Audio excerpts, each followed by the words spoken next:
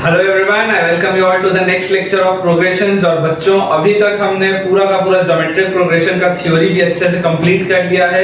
और जैसा कि मैंने जब कुछ बच्चों से पूछा था तो उन्होंने मुझे ये बताया और मुझसे ये कहा कि सर कुछ प्रीवियस ईयर के ज्योमेट्रिक प्रोग्रेशन के भी हम सवाल कर लेते हैं जिस तरीके से हमने अरिथमेटिक प्रोग्रेशन के किए थे। तो बच्चों, आज के लेक्चर में और जो अगला लेक्चर होगा हमारा, इन दोनों लेक्चर में बेटा हम एआई ट्रिपल ई के सवाल, जेई मेंस के सवाल, जेई एडवांस के सवाल ये बढ़िया से बनाएंगे सो दैट कि आपको भी ये आइडिया लग जाए कि आपने अभी तक बेटा जितना प्रैक्टिस किया है ज्योमेट्रिक प्रोग्रेशन का, क्या अब बच्चों आप तैयार हैं या नहीं हैं आपका कोई भी आईआईटी का सवाल बनाने के लिए। तो बच्चों देखो, आज के पहले सवाल में हमारे सामने लिखा हुआ है in a GP the ratio of the sum of the first 11 terms to the sum of the last 11 terms is 1/8। एक ज्योमेट्रिक प्रोग्रेशन है हमारे पास जिसमें पहले 11 टर्म्स का रेशियो बाद वाले 11 टर्म्स के रेशियो से कितना है, 1/8 है। And the ratio of the sum of all the terms without the first 9 to the sum of all the terms without the last 9 is 2। ठीक है, तो आपसे पूछा जा रहा है कि बताओ मेरे जीपी में टोटल नंबर ऑफ टर्म्स कितने होंगे। ये सवाल है बेटा अपना जेई 1998 का। जेई 1998 का बेटा ये अपने पास सवाल है। अब देखो इस सवाल में लिखा क्या गया मैं आपको बता रहा हूं।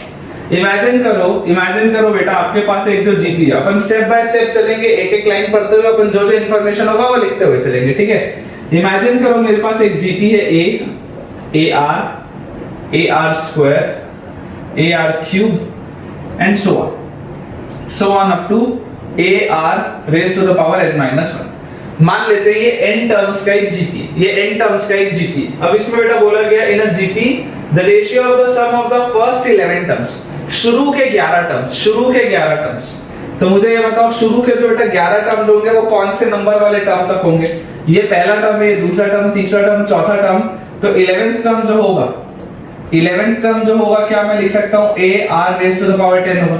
ठीक है, तो हमने क्या बोला गया कि the sum of the first 11 terms, तो पहले 11 टर्म्स का सम जो होगा, पहले 11 टर्म्स का बोलो सम कितना होगा, a इनटू कॉमन रेशियो तो r है, तो r raised to the power n की वैल्यू कितनी आएगी, 11 आएगी। a into r raised to the power n -1 upon r -1।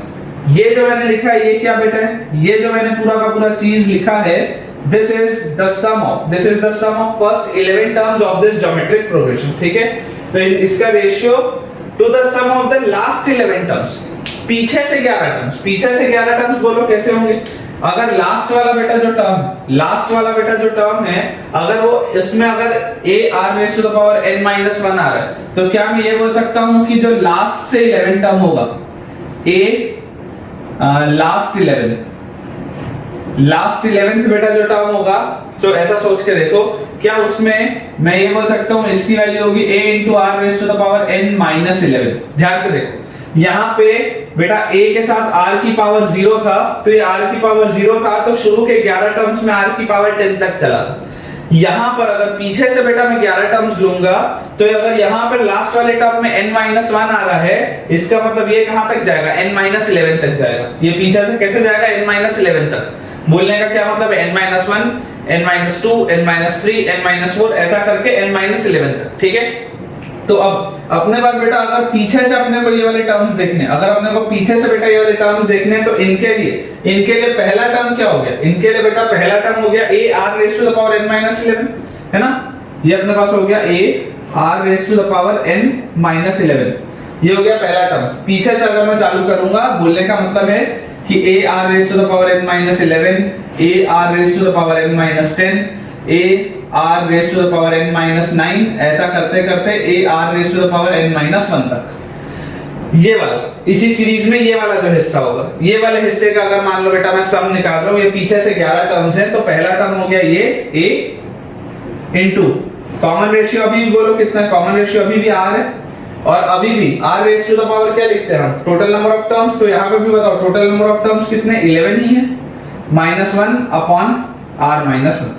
ध्यान से देखो, sum of n terms of a GP क्या होता है, first term multiplied by common ratio raised to the power total number of terms -1 by common ratio -1। तो यहाँ देखो first term multiplied by common ratio जो कि r है raised to the power total number of terms कितने 11, तो यहाँ आ गया 11 -1 बाय कॉमन रेशियो -1। इसकी बेटा अपने को वैल्यू जो दी हुई है दैट इज 1/8। इसकी वैल्यू बेटा मुझे दी हुई है 1/8। ध्यान से देखो ये a से a cancel out, r raised to the power 11 minus 1 से r raised to the power 11 minus 1 cancel out, ये r minus 1 और r minus 1 भी कैंसिल आउट। तो बेसिकली बेटा ये पूरी मेहनत के बाद मेरे पास क्या आया 1 अपॉन, ये ऊपर तो पूरा कैंसिल हो चुका है, 1 upon r raised to the power n minus 11 is equal to 1/8। ये चीज मेरे पास आई, या इसको मैं लिख सकता हूं r raised to the power n minus 11 is equal to 8। ये एक रिलेशन बेटा मेरे पास आ चुका है। अब अगले टर्म में मेरे को क्या बोला गया, and the ratio of the sum of all the terms without the first 9। सारे के सारे टर्म्स का, ये जो n टर्म्स है सारे के सारे टर्म्स का बेटा आपके पास जो होगा सम विदाउट द फर्स्ट 9, शुरू के 9 टर्म्स हटा के। तो मुझे एक बार सोच के बताओ अगर total number of terms n है, तो अगर बेटा मैंने शुरू के 9 टर्म हटा दिए, अगर total number of terms n है और अगर मैंने शुरू के 9 टर्म्स हटा दिए, तो क्या अब मेरे पास total number of terms n minus 9 बचे। यानी टोटल n थे, n में से 9 हटा दिया तो अब कितना बचा, n माइनस 9 टर्म्स बचे। और वो शुरू कहां से होंगे, देखो इसको अपन बेटा दूसरे पेन से लिखते हैं। यहां पर आपको बोला गया विदाउट द फर्स्ट 9, पहले 9 टर्म्स नहीं। तो मुझे ये बताओ बेटा 9th वाला टर्म होगा कौन सा, 9th वाला term will be a r raised to the power 8। पहला टर्म, दूसरा टर्म, तीसरा टर्म, चौथा टर्म, ऐसा करके 9th वाला टर्म कितना होगा, a into r raised to the power 8। इतने टर्म्स मुझे नहीं लेने, मुझे कहां से लेना है, a r raised to the power 9, यहां से मुझे उठाना है। और यहां से लेकर के पूरे n टर्म्स तक का सम, यहां से लेकर के पूरे n टर्म्स तक का सम। बोलो बेटा मैं क्या लिख सकता हूं, इसको बेटा मैं लिख सकता हूं, पहला टर्म हो गया a r raised to the power 9, first term multiplied bye क्या होता है, कॉमन रेशियो इसका अभी भी क्या होगा, r raised to the power total number of terms. याद करो बेटा 9 टर्म्स हट चुके, टोटल अगर n टर्म्स थे, n में से 9 टर्म हट गए तो बचे कितने, n माइनस 9। तो r raised to the power n minus 9, ठीक है, r raised to the power total number of terms -1 upon r minus 1। ये जो मैंने लिखा, ये पूरी की पूरी चीज बेटा मैंने क्या लिखी है, this complete thing is actually the sum of all the terms of the GP except the first 9। ये जो लिखा हुआ ना, ratio of the sum of all the terms without the first 9, ये पहले के 9 टर्म्स को छोड़ के बचे हुए सारे टर्म्स का सम है। रेशियो इसका किससे, sum of all the terms without the last 9। अब अगर पीछे से बेटा 9 टर्म्स छोड़ने हुए, अगर बेटा मुझे पीछे से इसमें 9 टर्म्स छोड़ने हुए, तो देखो यहां पर बेटा अपने पास देखो a into r raised to the power n minus 1, यहां पर बेटा अपने पास a into r raised to the power n minus 1 है। अब देखो पहला टर्म, अगर मान लो पीछे के मेरे को 9 टर्म छोड़ने हैं, तो ये सीरीज कहां से स्टार्ट लूंगा, मैं आगे से स्टार्ट लूंगा। जब मुझे शुरू के 9 टर्म्स छोड़ने थे तो मुझे ये वाले टर्म्स माइनस करने पड़े थे और मैंने यहां से सीरीज स्टार्ट की थी। अगर मुझे बेटा पीछे से 9 टर्म्स छोड़ने हैं, तो क्या इस सीरीज को मैं ऐसा लिख सकता हूं कि पहला टर्म तो a होगा, first term multiplied by common ratio क्या होगा, r होगा, raise to the power total number of terms. अगर पीछे से मैंने 9 टर्म छोड़े तो यहां तक के सारे टर्म्स कितने होंगे, अभी भी n-9 होंगे। भाई टोटल n टर्म्स हैं, पीछे से 9 टर्म्स माइनस कर दिए तो मेरे पास बचे कितने, n-9 बचे। तो r raise to the power n-9 -1 upon common ratio -1। ये अपने पास आ गया क्या, ये अपने पास बेटा आ गया सम of all the terms of the GP except the last 9, sum of all the terms of the GP except the last 9। और इसका बेटा जो रेशियो अपने पास दिया हुआ है this is equal to 2, इसका जो बेटा अपने पास रेशियो दिया हुआ है this is equal to 2। तो अगर बेटा ये रेशियो इसका 2 दिया हुआ है, तो देखो a से a cancel out, r raised to the power n-9 -1 से r raised to the power n-9 -1 cancel out, ये r -1 और ये वाला r -1 कैंसिल आउट। तो यहां से बेटा, यहां से अपने पास r raised to the power 9, इसकी वैल्यू बोलो कितनी आ जाती है, इसकी वैल्यू बेटा अपने पास आ जाती है 2। r raised to the power 9 की वैल्यू बेटा मेरे पास कितनी आ जाती है, r raised to the power 9 की बेटा मेरे पास वैल्यू आ जाती है 2। और यहां से देखो r raised to the power n-11 की वैल्यू मेरे पास कितनी थी, 8 थी। r raised to the power n-11 की वैल्यू मेरे पास बेटा कितनी थी, 8 थी। तो अगर मैं यहां पर आपके देखो, अगर मैं इसको ऐसा लिख देता हूं कि r raised to the power, या ऐसा लिख लेते हैं, चलो ऐसा लिख लेते हैं, r को लिख लेते हैं r is equal to 2 raised to the power 1/9, r is equal to 2 raised to the power 1/9। और उसको यहां पर अगर मैं पुट कर दूं तो 2 raised to the power 1/9 या r की जगह लिख दिया और इसका पावर है n-11 इज इक्वल टू 8 की जगह लिख देते हैं 2 का क्यूब। 8 की जगह बेटा लिख देते हैं 2 का क्यूब। तो यहां से देखो दोनों का बेसिस सेम है तो एक्सपोनेंट्स क्या होंगे, इक्वेट कर सकते हैं। तो n-11/9 n-11/9 है ना, ये 1/9 n-11/9 will be equal to 3 या बेटा यहां से हम लिख सकते हैं n-11 will be equal to 9 into 3 is 27 and this implies n is equal to 38. This implies n is equal to 38. बोलने का क्या मतलब है कि ये वाली जो बेटा अपने पास जीपी होगी इसमें टोटल 38 टर्म्स होंगे। अब ये सवाल बेटा ऐसा डिफिकल्ट नहीं था लेकिन डिफिकल्ट लगता है एक बार में पढ़ने में और इस तरीके का कैलकुलेशन देखने में डिफिकल्ट लगता है, लेकिन आपको बेटा जो बेसिक सा जो कंसेप्ट है जो याद रखना है, अपने को क्या याद रखना है कि अपने को हर सवाल को स्टेप बाय स्टेप लिखना है, हर सवाल को स्टेप बाय स्टेप करना है। तुमने इंफॉर्मेशन पढ़ा, उस इंफॉर्मेशन से जो चीज लिख सकते हो लिखो और एक एक करके सॉल्व करते जाओ। एक बार में पूरा का पूरा पढ़ के सॉल्व करने पे जाओगे हो सकता है अटक जाए सवाल। इंफॉर्मेशन पढ़ते जाओ, जो जो चीजें समझ में आ रही है लिखते जाओ, सवाल जरूर और जरूर आपका सॉल्व हो जाएगा। तो बच्चों देखो अगला सवाल हमारे सामने लिखा हुआ है, given a 3 digit number whose digits are 3 successive terms of a GP, if we subtract 792 from it we get a number written by the same digits in reverse order. Now if we subtract 4 from the hundredths digit of the initial number and leave the other digits unchanged, we get a number whose digits are successive terms of an AP. Find the number. देखने में बेटा ये सवाल जरूर खतरनाक दिख रहा है लेकिन बहुत आसान सा सवाल, very easy question from BITSAT 2010। ठीक है ना, बिटसैट एक पेपर होता है बेटा जिसमें बिरला इंस्टीट्यूट ऑफ टेक्नोलॉजी के लिए हमारा एडमिशन होता है और इसके कुछ कॉलेजेस आपके पास हैदराबाद में, गोवा में, पिलानी में। Bits Pilani is a very renowned campus, it is a very renowned campus. ठीक है, बहुत बढ़िया कैंपस है, अगर उसमें भी सिलेक्शन हो जाता है इट्स वेरी गुड। तो अब देखो ये वाला बेटा अपना आया था पेपर में, ठीक है। अब इसमें बेटा खास बात क्या है, एक तो देखो मैं तुमको पहले डायरेक्टली शॉर्टकट बता दूंगा कि तुम कैसे बना सकते हो, उसके बाद मैं इसका आपको एक्चुअल मेथड ही बताऊंगा, because I have always believed कि एक्चुअल मेथड बच्चों हमेशा अपने को पता होना चाहिए। अब देखो सवाल आसान क्यों है, सवाल आसान बेटा इसलिए है क्योंकि यहाँ पर लिखा है given a 3 digit number whose digits are successive terms of a GP। तो बोलने का मतलब ये है कि मान लो अगर एक 3 डिजिट नंबर है, मान लो अगर एक 3 डिजिट नंबर है, तो अगर यहाँ पर 1 है और मान लो अगर कॉमन रेशियो भी 1 है, ठीक है, तो एक आपके पास पॉसिबिलिटी 111 की हो सकती है। उसके बाद मान लो बेटा अगर आपके पास कॉमन रेशियो 2 होगा तो ये 1, 2 और 4 आ सकता है, या बेटा अगर मान लो कॉमन रेशियो 3 होगा तो ये 1, 3 और 9 आ सकता है। इसके अलावा तो और पॉसिबिलिटी नहीं। अच्छा अगर मान लो हम 2 को लेके बनाए, अगर हम 2 को लेके बनाए, पहला नंबर अगर 2 है तो अगर बेटा कॉमन रेशियो 1 होगा तो 2, 2 और 2 आ जाएगा। अगर कॉमन रेशियो 2 होगा तो 2, 4 और 8 आएगा। ठीक है, कॉमन रेशियो 3 नहीं चलेगा, कॉमन रेशियो 3 नहीं चलेगा। अगर मान ले बेटा हम 3 की बात करते हैं, अगर मान ले बेटा हम 3 की बात करते हैं तो अगर कॉमन रेशियो 1 होगा तो सिर्फ 3, 3, 3 आ जाएगा।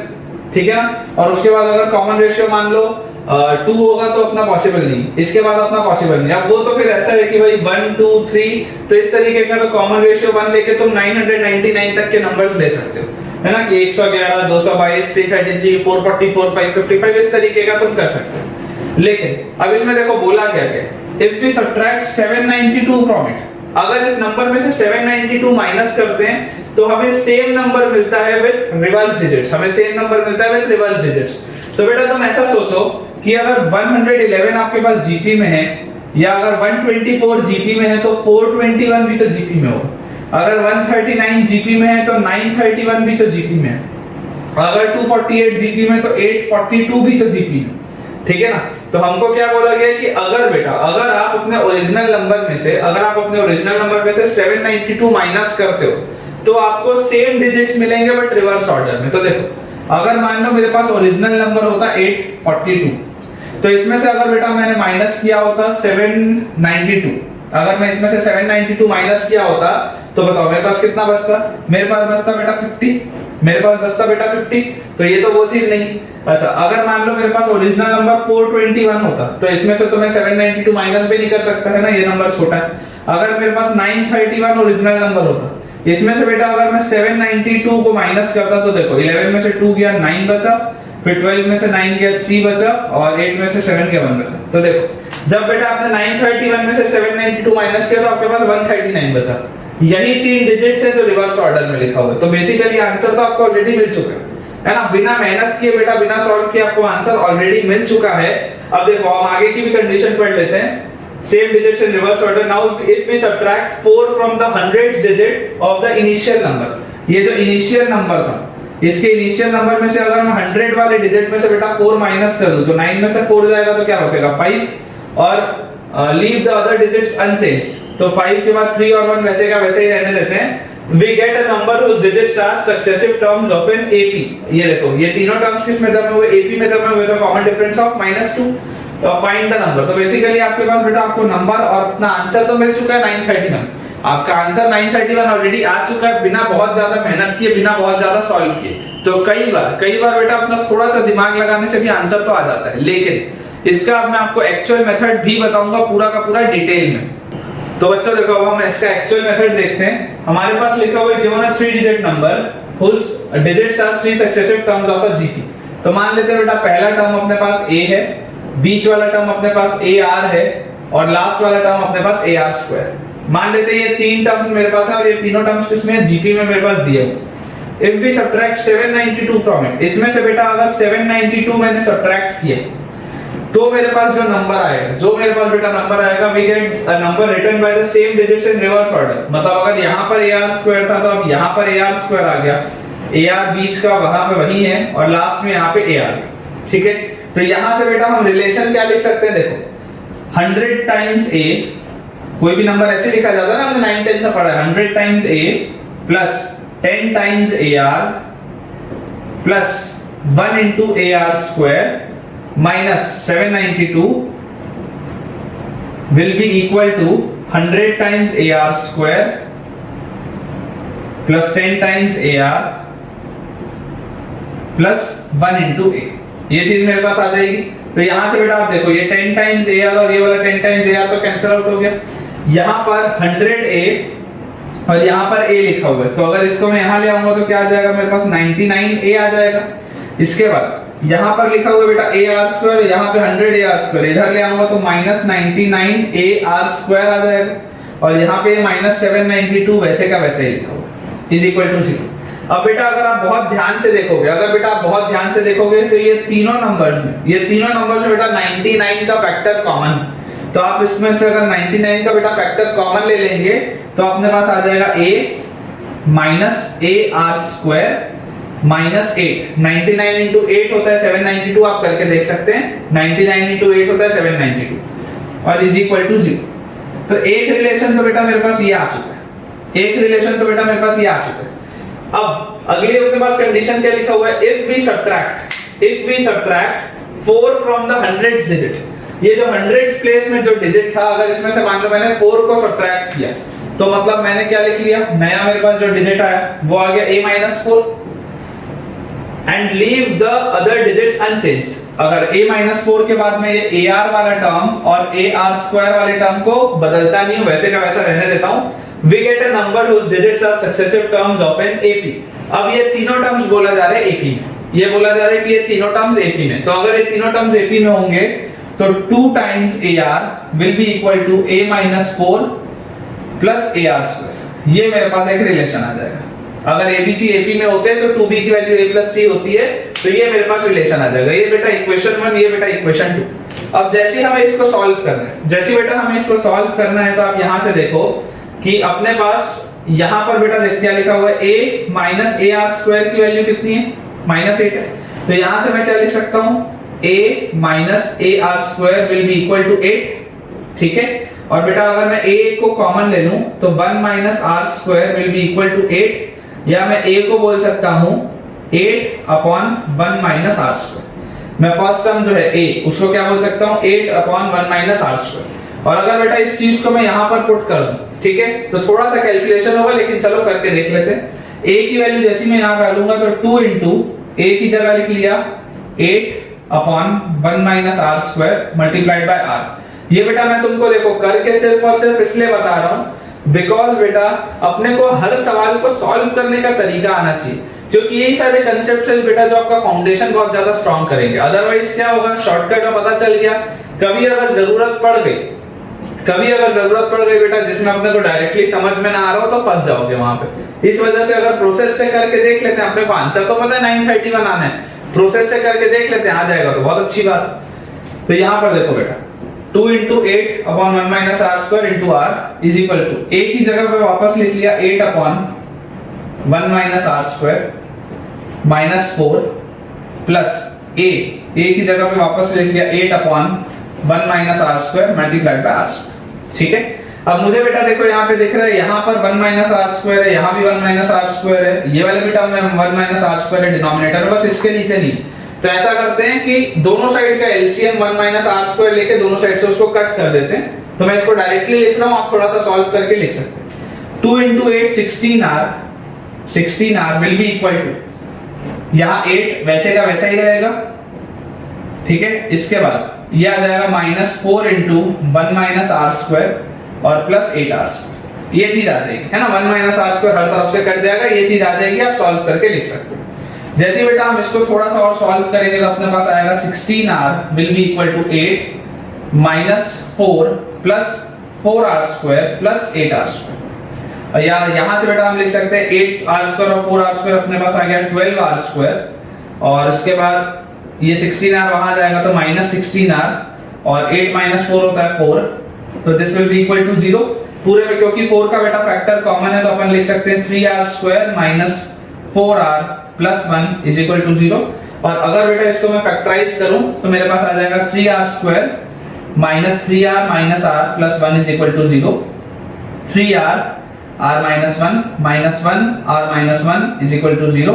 तो यहाँ से बेटा अपने पास आ गया 3r minus 1 times r minus 1 will be equal to 0, या r की वैल्यू आ गई 1/3, 1, r की वैल्यू आ गई 1/3, 1। अब हमें बेटा एक चीज क्या पता है कि अगर कॉमन रेशियो की वैल्यू 1, अगर कॉमन रेशियो की वैल्यू 1 हुई तो देखो ये वाला टर्म a है तो ये वाला भी टर्म a आ जाएगा, ये वाला भी टर्म a आ जाएगा, ये तीनों टर्म्स a आ जाएंगे।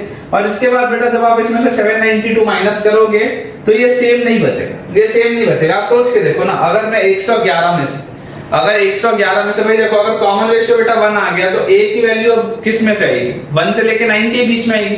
तो अगर बेटा मान लो मैं बोलता हूँ a की वैल्यू मान लो मैं बोलता हूँ कि 1 है, तो 111 में से तो आप 792 माइनस कर नहीं सकते, 222 में से भी 792 माइनस नहीं कर सकते। ऐसा करते करते 777 तक बेटा आप 792 माइनस नहीं कर सकते।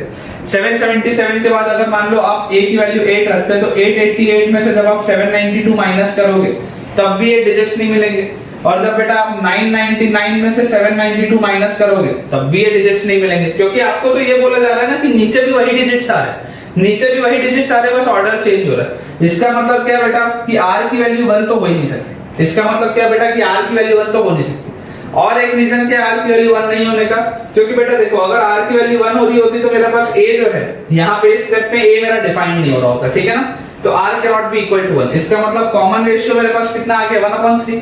कॉमन रेशियो की अगर मेरे पास बेटा वैल्यू आ गई 1/3 तो यहाँ से बेटा देखो ये आपके पास आ जाएगा 8/1 माइनस 1/3 का स्क्वायर इज 1/9, 1/3 का स्क्वायर इज 1/9।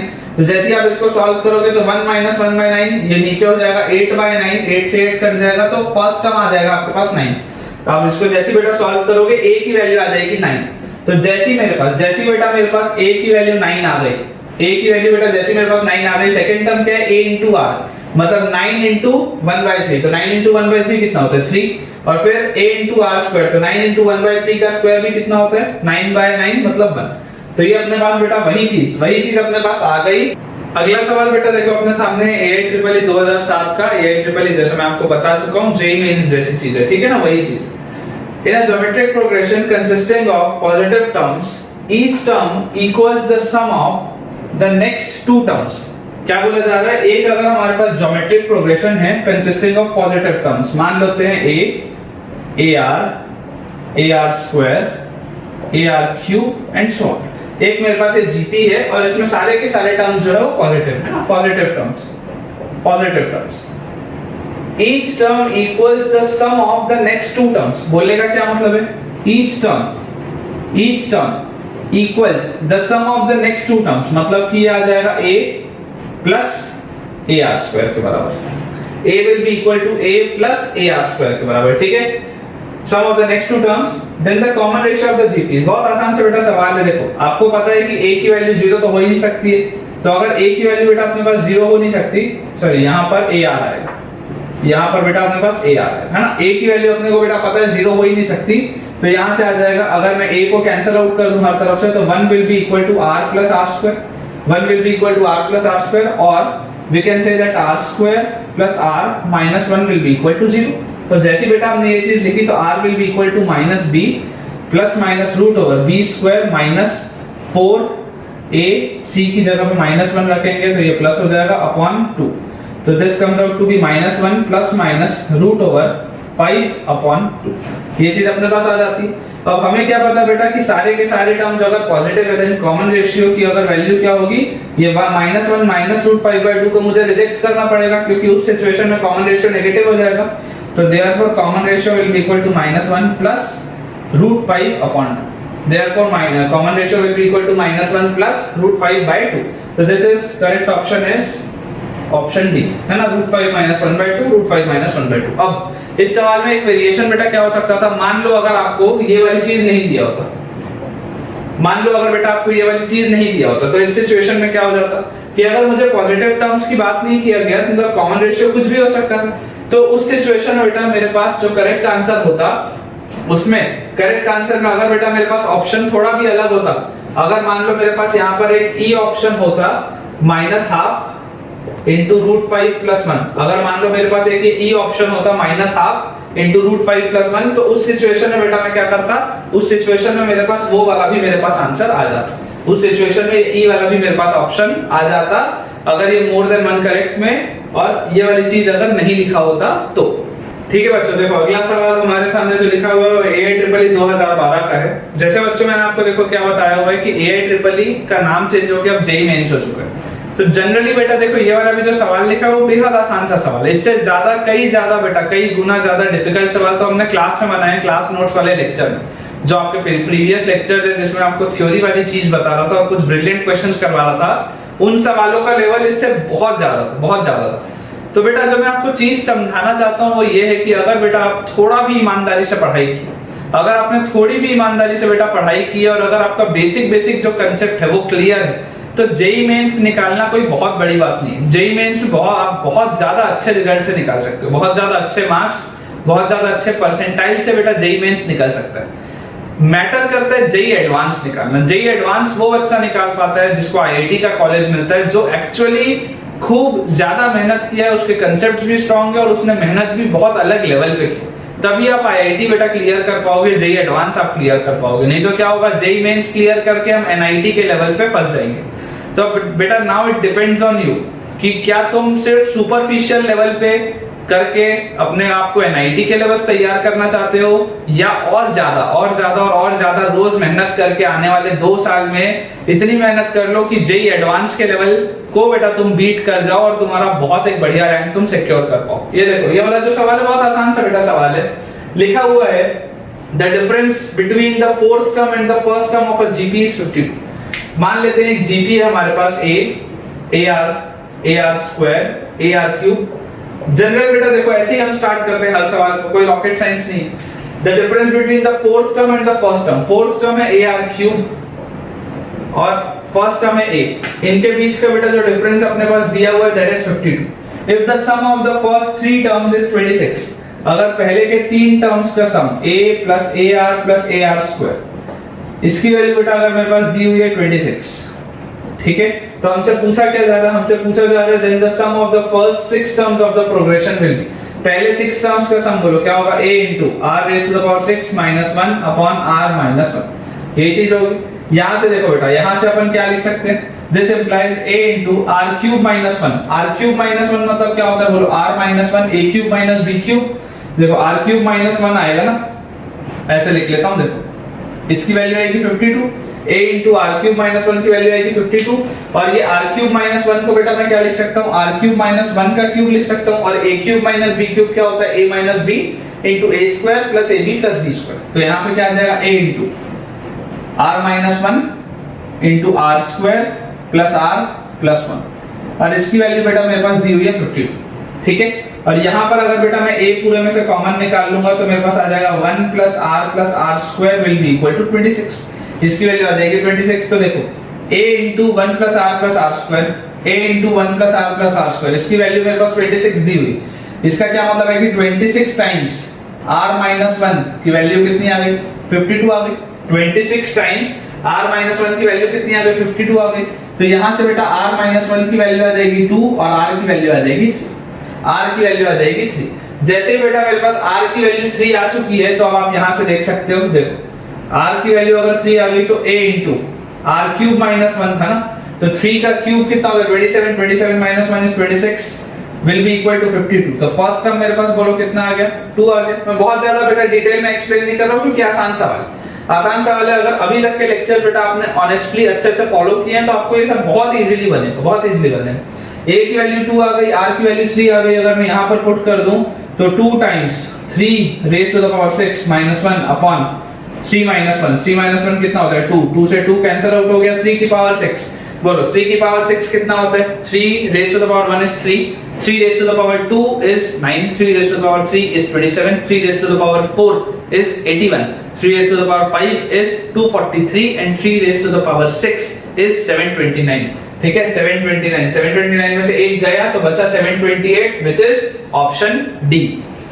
इस तरीके का बेटा देखो सवाल अपन ने किया हुआ ऑलरेडी क्लास में। The sum of the first 20 terms of the sequence. अगर मान लो बेटा मेरे पास एक सीक्वेंस दिया हुआ है 0.7 plus 0.77 plus 0.777 and so on. मान लो बेटा मेरे पास अगर एक ऐसा सीक्वेंस दिया हुआ है, इसको बताओ कैसे हम कर सकते हैं। इसको आप लिख सकते हो बेटा 7/10, फिर इसके बाद वाले को आप लिख सकते हो 77/10 स्क्वायर, फिर उसके बाद वाले को हम बेटा लिख सकते हैं 777/10 क्यूब।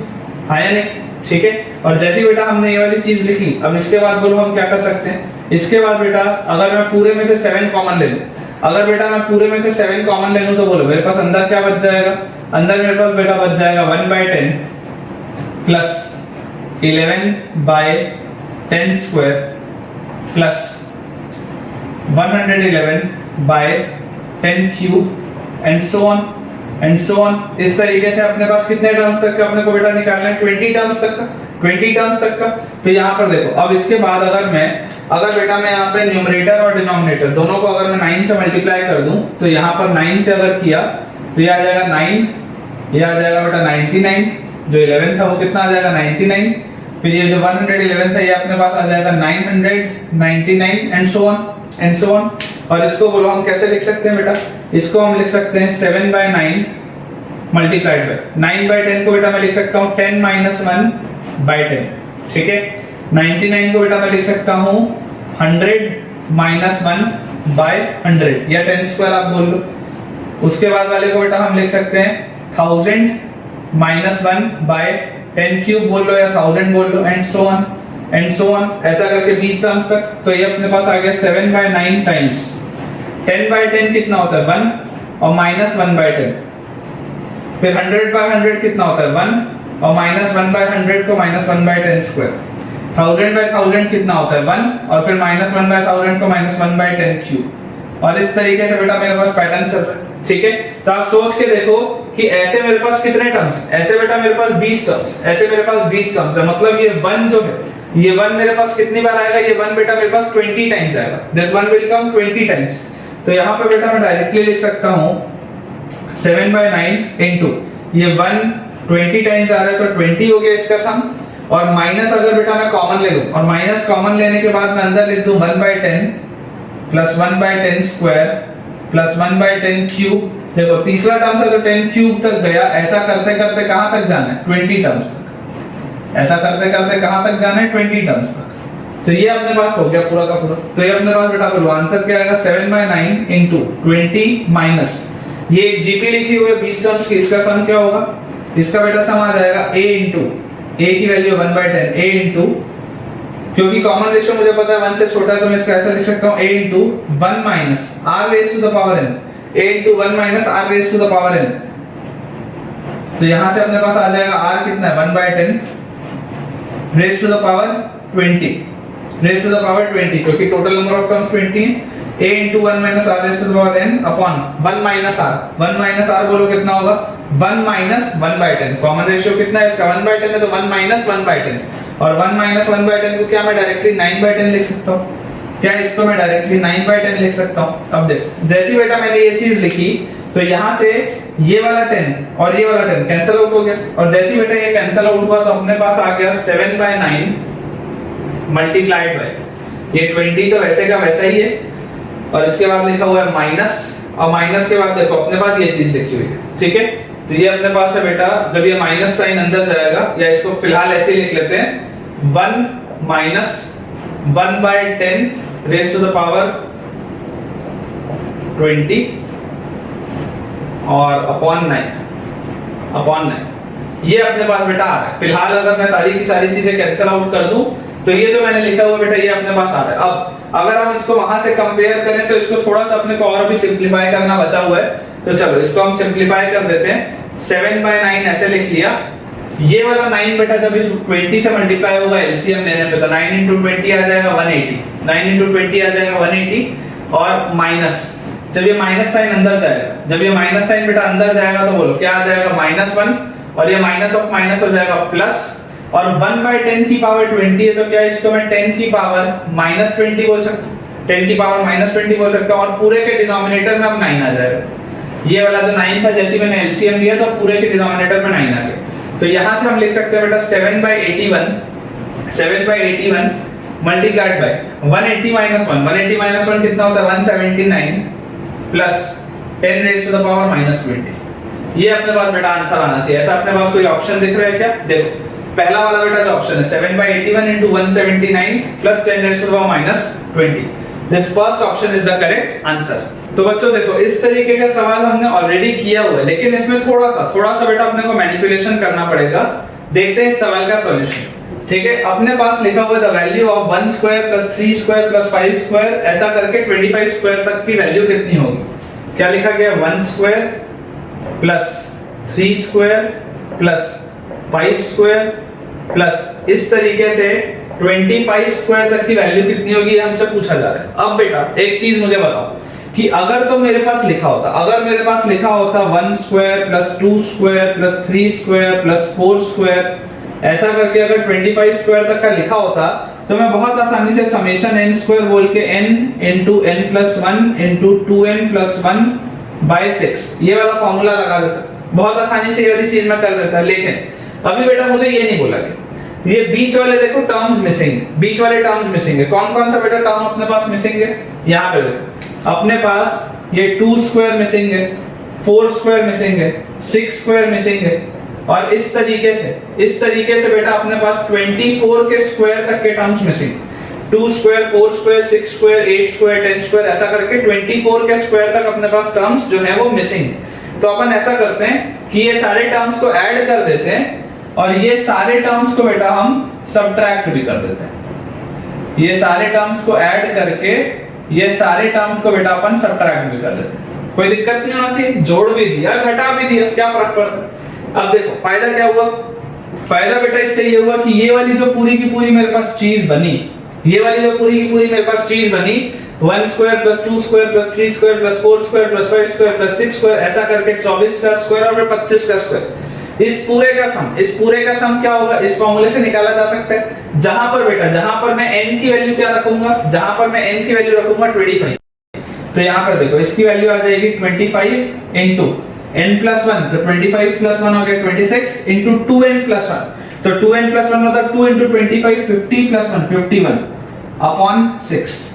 ये आ गई, ये बेटा अपने पास वैल्यू आ गई, और इसमें से माइनस बोलो क्या करना है? ये वाली पूरी चीज करनी। ठीक है, अब बहुत ध्यान से आप सोच के मुझे बताना कि क्या इस चीज को मैं इस तरीके से लिख सकता हूं जैसा भी मैं लिख रहा हूं। मुझे सोच के बताना कि ऐसा कर सकते हैं। ये चीज मैंने पहले भी आपको बताई। यहां पर देखो 2 स्क्वायर जो है, ये जो 2 स्क्वायर है इसको क्या मैं 2 स्क्वायर into 1 स्क्वायर लिख सकता हूं। ठीक है, या इसको ऐसा लिख लेते हैं 2 स्क्वायर जो लिखा हुआ है इसको लिख लेते हैं 1 into 2 का होल स्क्वायर, प्लस 4 स्क्वायर को अपन लिख लेते हैं 2 into 2 का होल स्क्वायर, प्लस 6 स्क्वायर को अपन लिख लेते हैं 2 into 3 का whole square, plus so on up to 24 के स्क्वायर को लिख लेते हैं 2 into 12 का होल स्क्वायर। ऐसा लिखा जा सकता है। और जैसे ही बेटा मैं ये चीज लिखूंगा, अब देखो ये वाला 2 का स्क्वायर, ये वाला 2 का स्क्वायर, 2 का स्क्वायर अगर मैं सब में से कॉमन ले लूं तो 2 का स्क्वायर अगर सब में से बाहर आ जाएगा, मतलब अगर मैं 4 बाहर ले लूं तो अंदर क्या बचेगा 1 स्क्वायर, प्लस यहां पे से एक 2 का स्क्वायर गया तो 2 स्क्वायर, फिर यहां से 2 का स्क्वायर गया तो 3 स्क्वायर, और इस तरीके से यहां से 2 का स्क्वायर गया तो 12 स्क्वायर। ये अपने पास बनेगा। और इसका भी सम बेटा, इसका भी सम अपन इस फार्मूले से लगा सकते हैं। अब हम n की वैल्यू क्या रखेंगे, अब हम बेटा n की वैल्यू रखेंगे 12, तो यहां आ जाएगा 4 into, यहां पे ये 4 तो बाहर था, अंदर वाली चीज जो है तो n into n plus 1 into 2n plus 1, 2n plus 1 बोलो कितना आ जाएगा 25 आ जाएगा, 2 into 12 plus 1, n into n plus 1 into 2n plus 1 by 6, ये चीज अपने पास आ जाएगी। और फ्रंट वाली बेटा जो चीज है वो लिखा हुआ है 25 into 26 into 51 upon 6, और ये माइनस है। अब बेटा अपने को ऐसे सॉल्व करना है, और सॉल्व करने के बाद अपने को ऑप्शन टैली करना है। बहुत आसान सी बात है। देखो यहां से अगर बेटा हम सॉल्व करेंगे तो 2 3 जा 2 13 जा कैंसिल आउट, 3 17 जा, ठीक है ये कैंसिल आउट। और यहां पर अगर हम देखेंगे तो 6 into 2 अपन करेंगे तो आ जाएगा 12। अब 13 into 17 बेटा कितना होता है बोलो, 13 into 17 को हम लिख सकते हैं 15 minus 2 into 15 plus 2, a minus b into a plus b अगर मैं लोग बोलूंगा तो a square minus b square मतलब 15 square minus 4 तो 221। आप बेटा इसको सॉल्व करना, 221 आ जाएगा, ठीक है। तो ये आ गया आपके पास 221, और इसके आगे बेटा अपने पास लिखा हुआ है 25, ठीक है। और यहाँ पे अपन माइनस कर रहे हैं, देखो 4 into 2 होता है 8 into 25 होता है 200, और 200 into 13 होता है बेटा 2600, ये होता है बेटा 2600। और 25 into अगर मैं 221 करता हूं तो 25 into 1 25, 5 कैरी 2, 25 into 2 50 और 2 52, 2 कैरी 5, 25 2 50 और 5 55, 5 2 55 सॉरी 5525 minus 2600। तो देखो ये जैसे बेटा माइनस करोगे 25 तो पीछे आ गया, और 55 में से 26 गया तो अपने पास बच जाएगा 29, अपने पास बच जाएगा 29। मतलब अपने पास बेटा जो आंसर होना चाहिए that should be 2925, which is option. So this is the correct answer, ठीक है बच्चों। तो देखो जेई 2002 में एक सवाल आया था, लिखा हुआ था suppose a b c are in a. अगर ए बी सी तीन टर्म्स मेरे पास एपी में है, और अगर ए स्क्वायर बी स्क्वायर सी स्क्वायर जीपी में है, और अगर a is less than b is less than c, then और a plus b plus c is equal to 3/2, then the value of a is, ये मुझसे पूछा जा रहा है। तो ठीक है बेटा स्टेप बाय स्टेप अपन करते हैं, स्टेप बाय स्टेप अपन करते हैं। अपने पास लिखा हुआ है suppose a b c are in AP, तो अगर a b और c बेटा तीन टर्म्स AP में होंगे तो क्या मैं डायरेक्टली लिख सकता हूं कि 2b की वैल्यू a plus c के बराबर होगी, 2b की वैल्यू a plus c के बराबर होगी, इस बात में कोई शक नहीं। और देखो अपने को गिवन क्या है बेटा, अपने को गिवन है a plus b plus c की वैल्यू 3/2, अपने को गिवन है कि a plus b plus c की वैल्यू है 3/2, ये अपने को गिवन है, ठीक है। तो देखो इस a plus c को बेटा, इस a plus c, ये वाला जो अपने पास a plus c लिखा हुआ है, इस a plus c को क्या मैं 2b से रिप्लेस कर सकता हूं। तो ये वाला b तो वैसे का वैसे ही रहेगा, ये a plus c के बदले में मान लो तो 2b लिख देता हूं, तो b और 2b, क्या इसको मैं डायरेक्टली 3b लिख सकता हूं, सोच के देखो।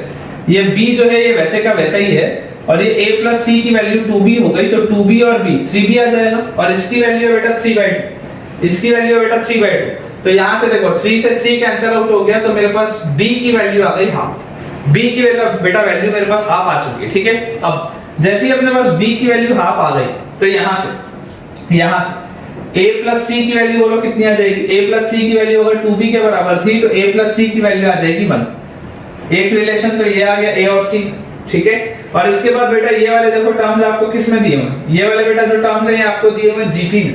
तो अगर ये वाले टर्म्स आपको जीपी में दिए हैं तो a square b square and c square are in GP, तो हम लिख सकते हैं कि b स्क्वायर का whole square will be equal to a square into c square, ऐसा होगा। और b स्क्वायर देखो कितना है, b की वैल्यू अगर 1/2 है तो b स्क्वायर का होल स्क्वायर मतलब 1/2 का पावर 4 मतलब 1/16 will be equal to a square c square, 1/16 will be equal to a square c square। तो यहां से बच्चों अपने पास आ जाएगा ac will be equal to plus minus 1/4। मैंने आपको बताया ये चीज कि जब भी हम अंडर रूट लेते हैं तो प्लस माइनस लगता है, तो ac की वैल्यू कितनी आ जाएगी प्लस माइनस 1/4। अब अपने पास बेटा देखो अपने पास यहाँ पे दो केस, या तो बेटा यहां से देखो अपने को वैल्यू किसकी निकालनी है, अपने को बेटा वैल्यू निकालनी है 1, अपने को वैल्यू बेटा निकालनी है 1। तो या तो मैं यहां पे देखो ऐसा लिख लेता हूं कि a को हम लिख लेते हैं c को बेटा अपन लिख लेते हैं 1/4a, या c की वैल्यू होगी -1/4a। ये दो पॉसिबिलिटी, c की वैल्यू या तो 1/4a होगी या c की वैल्यू -1/4a होगी। जैसी बेटा इसको मैं यहां पे पुट करूंगा, जैसी बेटा मैं इसको यहां पे पुट करूंगा, देखते हैं क्या होता है। तो पहले अगर मैं 1/4a पुट करूं, अगर मैं c की जगह 1/4a पुट करूं तो देखो a प्लस c की जगह लिख दिया 1/4a इज इक्वल टू 1। इसे हम जब सॉल्व करेंगे बेटा तो देखो आएगा अपने पास 4a² एलसीएम ले लेते हैं, 4a² minus 4a plus 1 is equal to 0। तुम लोग थोड़ा सा इसको बेटा आराम से सॉल्व कर लेना, ये वाला इक्वेशन आ जाएगा 4a² minus 4a plus 1 is equal to 0। ये चीज आपके पास आ जाएगी, सॉल्व आप कर लेना। ये बेटा लिखा हुआ है 2a माइनस 1 का whole square is equal to 0। I hope आप सबको ये दिख रहा होगा, ये जो लिखा हुआ है वो क्या है, 2a माइनस 1 का whole square is equal to 0। तो यहां से बच्चों अपने पास a की वैल्यू आ गई हाफ, यहां से बच्चों अपने पास a की वैल्यू आ गई half. But this is a contradiction. क्यों?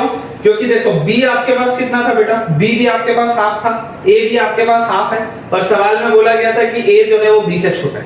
सवाल में क्या बोला गया था, a जो है वो b से छोटा है, क्योंकि जब मैंने c को 1/4a लिया तो a की वैल्यू हाफ आ जा रही है और b तो ऑलरेडी हाफ आप निकाल चुके हो। इसका मतलब ये वाला केस रिजेक्ट हो जाएगा, ये वाला जो केस है बेटा, ये वाला case this will B reject. ठीक है, अब अगर ये रिजेक्ट हुआ तो मतलब c की वैल्यू कितनी आएगी, -1/4a। अगर बेटा c की वैल्यू आएगी -1/4a तो देखो यहां पर अगर बेटा मैं लिखूं a प्लस c की जगह लिख देते हैं -1/4a will be equal to 1। और जैसे ही हम इसको सॉल्व करेंगे तो ये आ जाएगा बेटा 4a² minus 4a minus 1 is equal to 0। आप सॉल्व कर लेना, ये चीज आ जाएगी। जैसे ही हमारे पास बेटा ये चीज आई, जैसे बेटा हमारे पास ये चीज आई तो यहां से ये क्या लिखा हुआ बताओ, ये आपके पास बेटा लिखा हुआ है a will be equal to, अगर हम क्वाड्रेटिक फार्मूला लगाएंगे तो -b plus minus root over b² minus 4a और c की जगह -1 है तो ये +1 हो जाएगा अपॉन 2 into 4 आ जाएगा 8। ठीक है, और यहां से बेटा अपने पास आ जाएगा 4 प्लस माइनस 16 और 16 होता है √32, तो इसको अपन लिख सकते हैं 4√2 अपॉन 8। ठीक है ना बेटा, आप इसको जब सॉल्व करोगे तो 16 और 16 में से एक 16 बाहर आ गया, तो 16 अगर बाहर आएगा तो 4 बाहर आएगा और अंदर 1 + 1 बचेगा, वो √2 आ जाएगा और अपॉन 8 लिखा हुआ। तो यहां से बेटा मेरे पास वैल्यू बोलो कितनी आ गई, यहां से अगर मैं इसको 4 के फैक्टर से डिवाइड कर दूंगा तो this will come out to be 1 plus minus √2 upon 2। अपने पास जो a की वैल्यू आई, a की वैल्यू कितनी आई 1 प्लस माइनस √2/2। तो देखो एक a की वैल्यू है 1 प्लस √2/2 और एक a की वैल्यू है 1 माइनस √2/2। ठीक है, अब देखो सवाल क्या बोल रहा था बेटा, सवाल बोल रहा था कि a जो है a को b से छोटा होना पड़ेगा। सवाल क्या बोल रहा था, a को b से छोटा होना पड़ेगा। b की वैल्यू हाफ है, b की वैल्यू हाफ है। ठीक है, अगर a की वैल्यू बेटा मैं बोलता हूं, देखो ये 1 प्लस √2/2 मतलब क्या है, 1/2 प्लस √2/2, 1/2 प्लस √2/2, यही तो लिखा है ना। अगर ये लिखता है a = 1 प्लस √2/2 मतलब 1/2 प्लस √2/2। तो अगर b की वैल्यू हाफ है बेटा और अगर a की वैल्यू 1/2 प्लस मैं √2/2 बोलूं तो a की वैल्यू तो बड़ी हो गई, लेकिन a होना क्या चाहिए था, a छोटा होना चाहिए था। इसका मतलब ये वाला केस रिजेक्ट होगा और ये वाला केस एक्सेप्ट होगा। तो आपके पास a की वैल्यू क्या आ गई 1 माइनस √2/2। तो 1 माइनस √2/2 को मैं क्या लिख सकता हूं, half minus √2/2 will be 1/2, half minus √2/2 will be 1/2। So I think D option is my correct answer. ठीक है बच्चों, नेक्स्ट सवाल में हमारे सामने लिखा हुआ है जेई 2004 का एक सवाल है कि the first term of an infinite geometric progression is x। एक इनफाइनाइट ज्योमेट्रिक प्रोग्रेशन है, उसका पहला टर्म x है एंड इट्स सम इज 5, उसका जो सम है वो 5।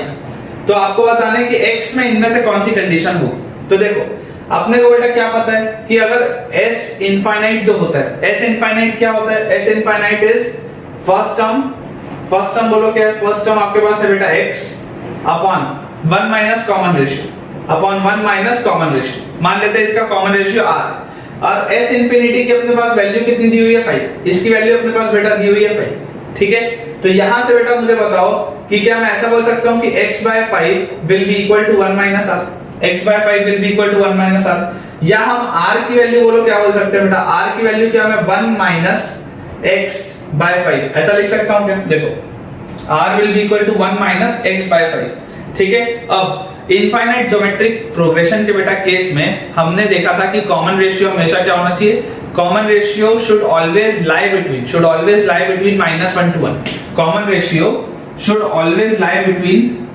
-1 to 1, यही आपके पास हमेशा बेटा कॉमन रेशियो होना चाहिए। अपने को पता है कि इसके बीच में अगर कुछ भी होगा तभी इनफाइनाइट ज्योमेट्रिक प्रोग्रेशन लाई करता है, एग्जिस्ट करता है, अदरवाइज वो एग्जिस्ट ही नहीं करता, तो देखो वैसे सिचुएशन में बेटा जब आप इसको सॉल्व करेंगे तो कॉमन रेशियो अगर आपके पास कितना लिखा हुआ 1 माइनस x/5, तो 1 minus x/5 should lie between -1 से 1, ठीक है। अब अगर मान लो बेटा मैं तीनों साइड -1 कर देता हूं तो ये -1 और -1 -2 should lie between -x/5 and this should lie between 0, है ना। -1 करेंगे तो ये 0 हो जाएगा, -1 करेंगे तो ये वाला 1 कट जाएगा और -1 करेंगे तो ये -2 हो जाएगा। अब अगर बेटा मैं पूरी की पूरी इनइक्वालिटी को जब नेगेटिव साइन से मल्टीप्लाई करूंगा तो मुझे क्या पता है, नेगेटिव साइन से जब हम मल्टीप्लाई करते हैं तो इनइक्वालिटी का साइन रिवर्स हो जाता है।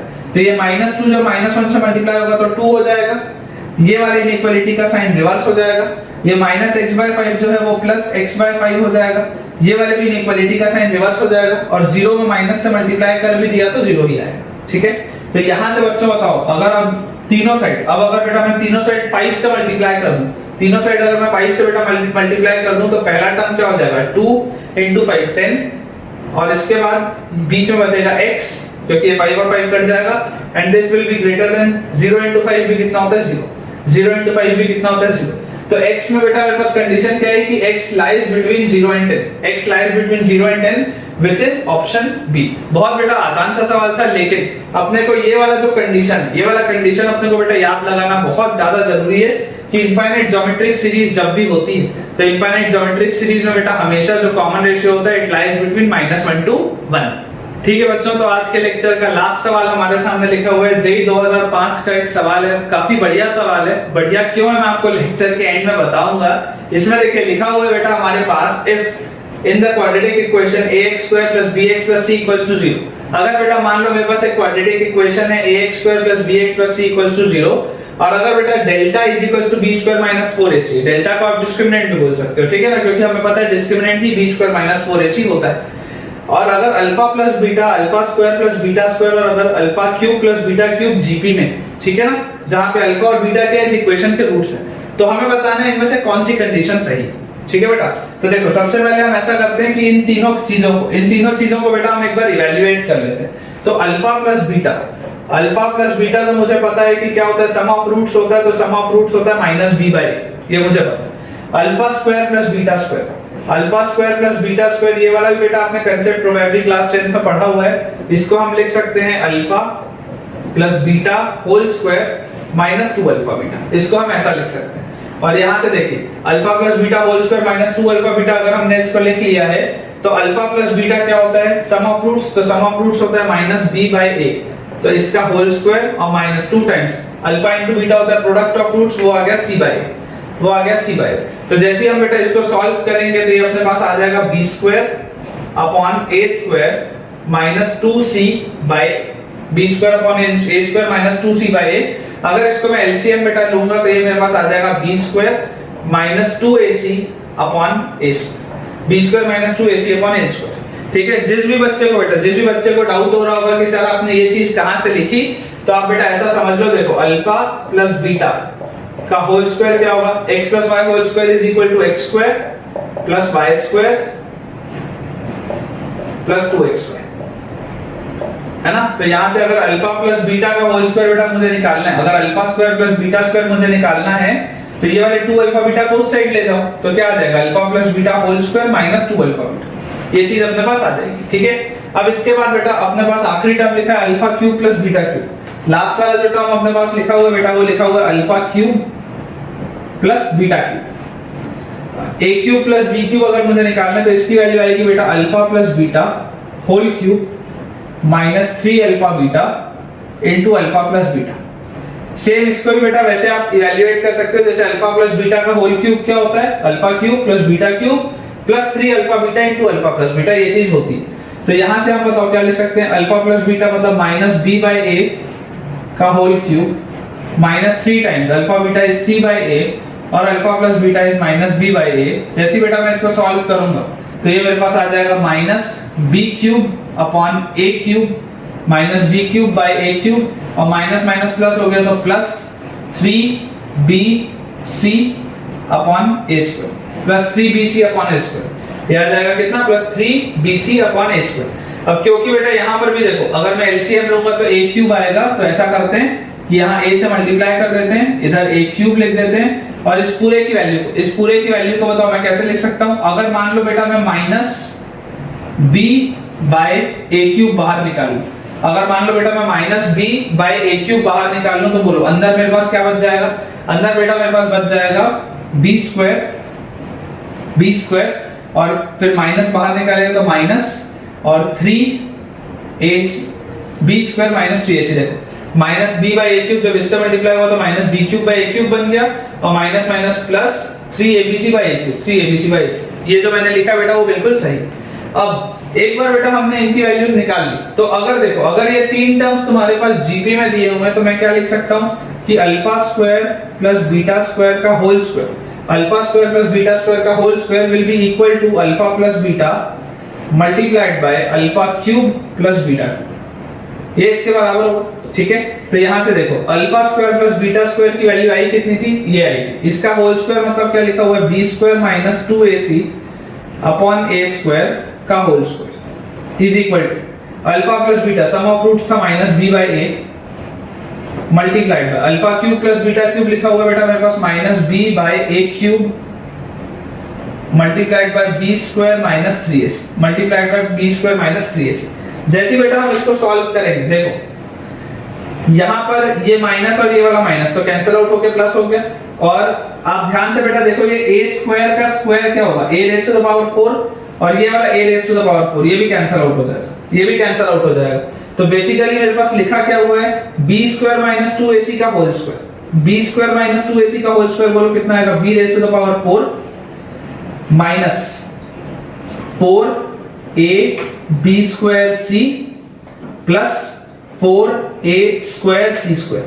आप बेटा जब इसको एक्सपेंड करोगे ना x माइनस y का होल स्क्वायर लगा के तो ये चीज आ जाएगी। जब आप x माइनस y का होल स्क्वायर एक्सपेंड करोगे तो ये चीज आ जाएगी। And this is equal to देखो b और b मल्टीप्लाई हुआ तो b स्क्वायर और b स्क्वायर जब b स्क्वायर से मल्टीप्लाई हुआ तो b raise to the power 4 और जब ये वाला b स्क्वायर इससे मल्टीप्लाई हुआ तो माइनस 3ab स्क्वायर c, ये अपने पास आ गया।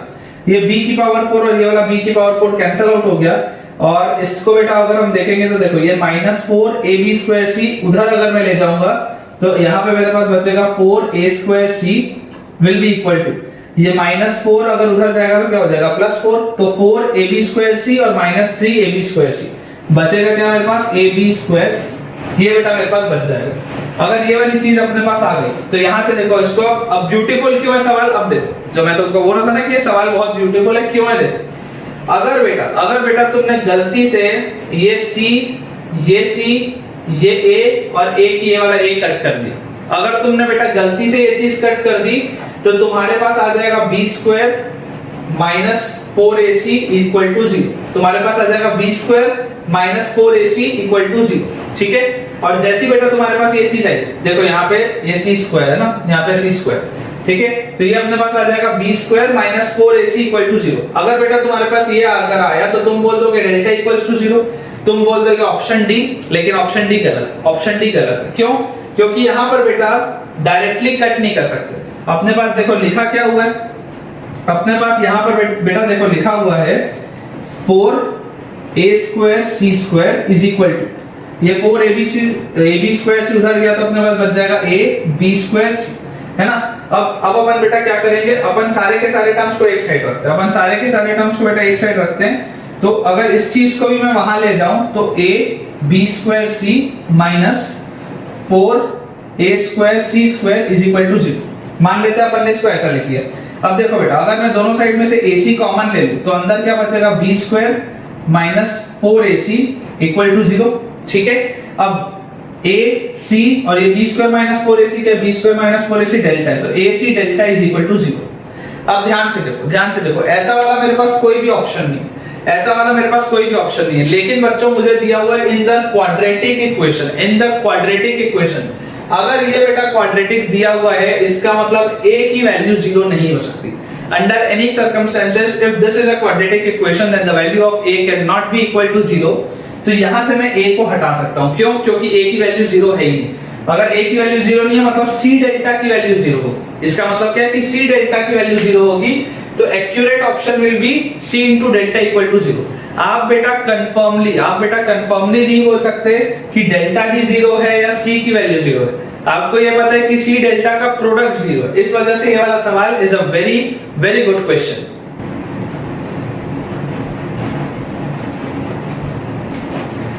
ठीक है बच्चों, तो ये कुछ होमवर्क के क्वेश्चंस मैंने आपके लिए लिखे हुए हैं एंड आई बिलीव आपको आज का लेक्चर पूरा का पूरा बच्चों बढ़िया से समझ में आया होगा। और आने वाले अगले लेक्चर में जेईई एडवांस के कुछ सवाल जो बढ़िया थे वो और हमने करेंगे।